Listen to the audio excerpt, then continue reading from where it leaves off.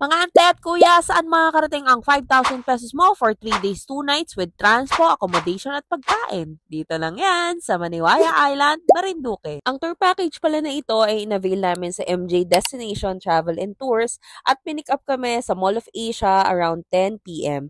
At around 5 a.m. nakarating naman kami ng Pagbilao, Quezon. Kaya lang dahil ito ay Holy Week at talagang ine-expect na namin na medyo traffic, medyo inumaga na kami sa daan. Pero all goods lang mga ante at kuya kasi nakarating naman kami ng General Luna, Quezon at dito kami sasakay ng bangka papuntang Maniwaya Island. Yung travel nga pala papunta dito, inabot kami ng mga 5 hanggang 6 na oras. Pero mga ante, Holy Week kasi to ng 2024. Expect nyo na rin na kapag ganito mga long weekend at holiday medyo matraffic talaga. Pero mga ante, nangangako ako sa inyo na sobrang sulit ang travel nyo dito sa Maniwaya Island.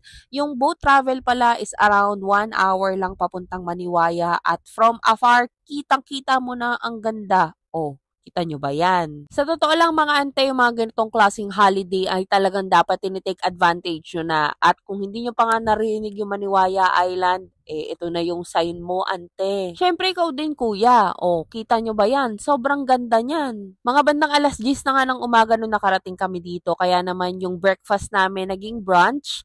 At pagkatapos namin mag-brunch, tumingin-tingin lang ako sa paligid at sobrang sulit talaga nung travel time, mga ante. I mean, look at that. Pagkatapos nga namin kumain, dumiretso na kami sa unang activity ng aming Maniwaya Island, which is yung tour papuntang Mongpong Island. So, malapit lang yun dito mga ante. At sobrang ganda din naman talaga dito sa Mongpong Island. Napaka-Instagrammable ng place. Take note mga ante at kuya ko ha, Holy Week ito pero hindi siya ganun ka-crowded. Nag-picture taking lang nga kami dito at umalis na rin kami a few minutes para naman pumunta sa aming next activity which is ang aming favorite na mag-asawa, lumangoy.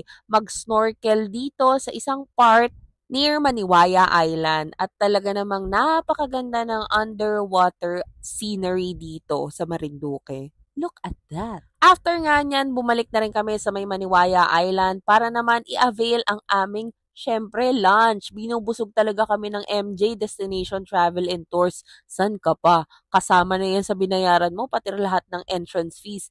And look at that. Meron din tent pitching dito and also may mga rooms na available for air condition. Ang sarap din naman talaga ng sinuserve nila na mga pagkain.